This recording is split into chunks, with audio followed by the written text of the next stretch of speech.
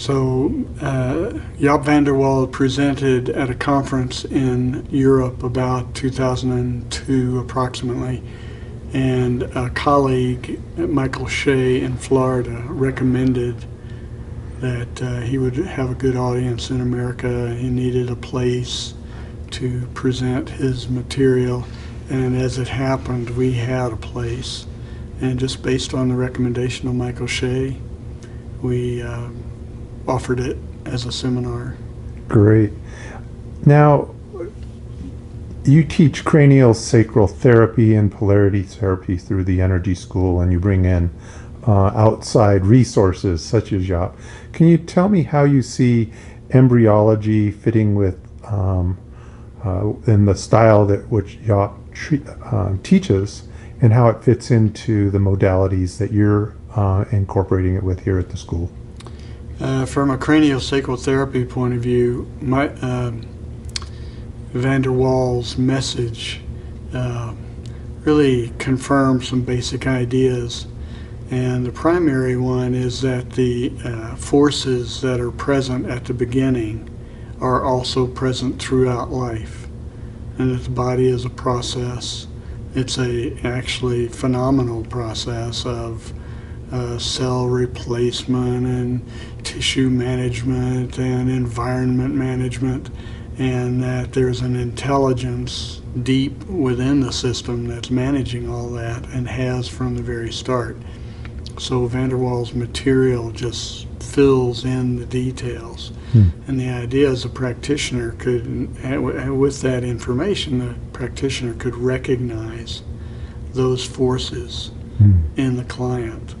And that when those forces are recognized, then they become more accessible, more self-aware. And the whole concept of biodynamic craniosacral therapy is that instead of trying to fix something from the outside, we're trying to create an environment where the correction comes from the inside. So accessing the initial forces of humanness and knowing what they consist of specifically facilitates the recognition, the increased awareness, the mobilization of those forces, because they may have been misplaced or forgotten in a person's suffering and troubles of all kinds. And from a polarity therapy point of view, the van der Wal message really confirms the ancient wisdom of a threefold, or in the words of Taoism, yin and yang and neutral, or Tao, the balance between the two. And it really brings that out just in such wonderful detail as physiological, anatomical processes. It just confirms, with a modern scientific language, it confirms something that can seem a little mystical for some people. Almost the unseen and unknown in the world of science and medicine. It's kind of an interface between the scientific world and the mystical world. Yeah. The way he presents it. No doubt. And specifically, when he talks about the nervous system on an anatomic level, it seems like he's focused on the anatomy as opposed to the autonomic nervous system. Autonomic. Can you speak to that a little bit? Well, he has a great insight, and the great curiosity of nervous system work is between the voluntary and the involuntary, and the discovery that the involuntary is a lot more powerful than people realize, and that many behaviors and illnesses of all kinds are autonomic events. They're stress responses. The body's natural intelligence is manifesting in a certain way. And again, if the practitioner can recognize that, then there's tremendous leverage for supporting the client. Now, his language is very much the European For instance, he says vegetative or sympathetic for all of autonomic, what we say as autonomic. He's saying that's a whole group. And the antipathetic, as opposed to sympathetic, is the voluntary nervous system. Okay. So we have to kind of wind our way to appreciate his language, which is actually the language of an earlier era. For instance, in the books of Randolph Stone, that same language is used frequently. The vegetative for the autonomic or the sympathetic. And then he makes the point that within the autonomic there's a hyper and a hypo expression, and he calls it orthosympathetic or parasympathetic, and the logic of that is excellent, but it's unfamiliar for American audiences. Sure. Anyone who took a healthcare class, they won't really, they need a little bridge in order to make sense of what he's saying. Sure. In regards to the information that he brought forth this weekend, how is this in relationship to cranial sacral or a polarity therapy client's blueprint, and how does that relate? The recognition of what's going on in the client is supreme significance. That is, if the practitioner can see the client's behaviors or symptoms as expressions of their inner intelligence trying to solve a problem, and see it that way instead of pathologizing it, but see it in a positive light, and then we're beginning to create the conditions for the healing to come from the inside out, which is the whole special feature of these soft, in Van der Waals' words, he used the word soft, the soft therapies compared to the hard therapies. The hard therapies are interventions, fix it, use mechanistic methods like drugs and surgery. They have a place, they're significant in many ways, but the soft therapies are neglected in our society today. So what we teach here in this school are the soft therapies, and to be able to recognize what's going on, depathologize it, see it as the inner intelligence floating to the surface, improve the access, improve self-awareness, is tremendous. Very effective, low cost, low risk. It's just exceptionally valuable as a complement to the hard therapies. Sure.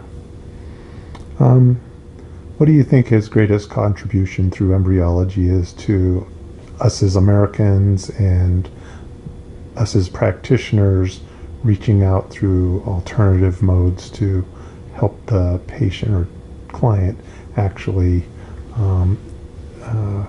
find some comfort in healing? Well, I think Van der Waal represents the voice for the soft therapies. It's a academic, scientific, very eloquent, very thoroughly researched, very well grounded in actual,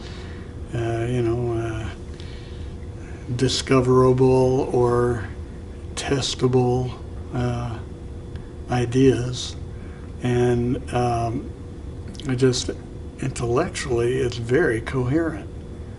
It actually makes sense, and it addresses many of the problems, the questions people naturally ask. We have all kinds of problems in a over-medicalized healthcare system, loss of personal responsibility, financial exploitation of all kinds. We just have so many problems. So he's that lone voice calling for, let's look at things in a different way. And instead of this super scientific objectivity that we think is so important.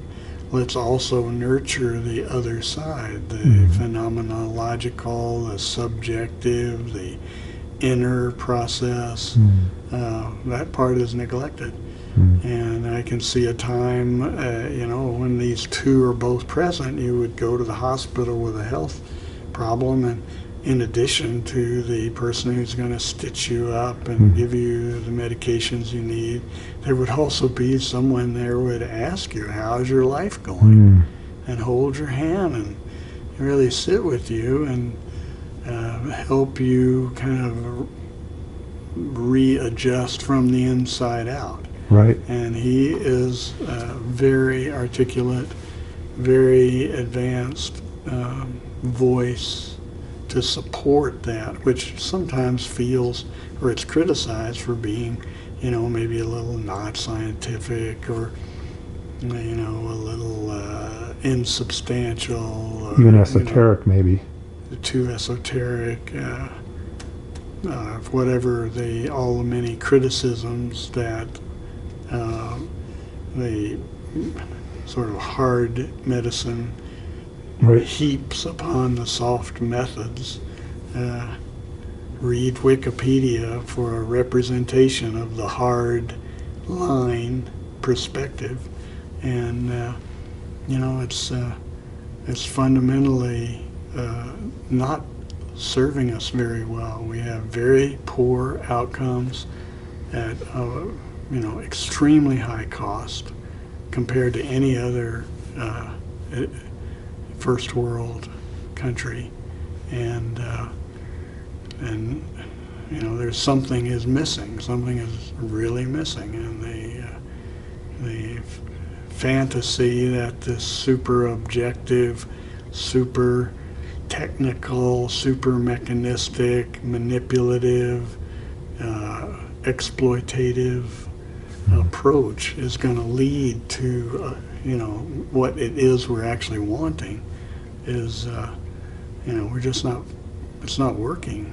So a person like myself, I have a full practice. I've had a full practice for years, and there's a lot of people who need help, and the reality is that help, most people that come to see a person like me are coming because they've already been through the whole thing with their mechanistic, medicalized, and it didn't work. The drugs had side effects. The surgeries have all kinds of possible downsides.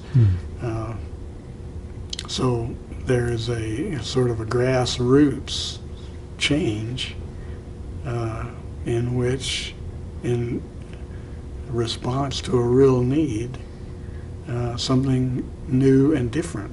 It's additive. It doesn't have to negate the mechanistic approach. There will always have a place, but it's out of balance. We need to have the full range of treatment possibilities. Sure. In closing, it seems like you have a deep personal connection with Jaap. Can you give us a little bit of insight about that? Well, I just think we're, kindred spirits in a way. I think I feel recognized by him, and I think he feels the same appreciation. He can talk my language, and really, I don't find that many people can talk my language.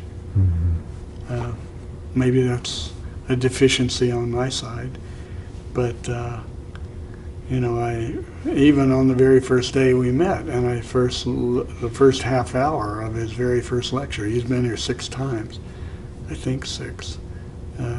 14 years ago, I just went, oh, eureka! Here's someone who, speaks the language that is, speaks to me, instead of the. Kind of connects the dots. Yeah, and there's a whole territory that I actually didn't know that much about.